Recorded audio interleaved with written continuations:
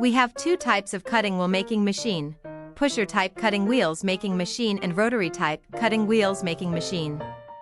Pusher type cutting wheels making machine for making grinding wheels with double nets. Production process are waxing.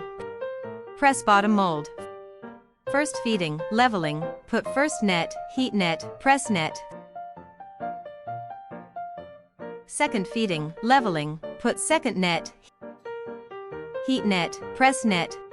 Third feeding, leveling, put ring, put cover, pre-press. Mold turnover. Cover transfer, put label, cover transfer. Press cover. Hydraulic press. Mold turnover again. Pick up disc automatically. Rotary type press machine for making cutting disc with double nets. Production process are put first net, heat net, press net. Feeding materials. Leveling, put second net, put label and ring, pick up disc automatically.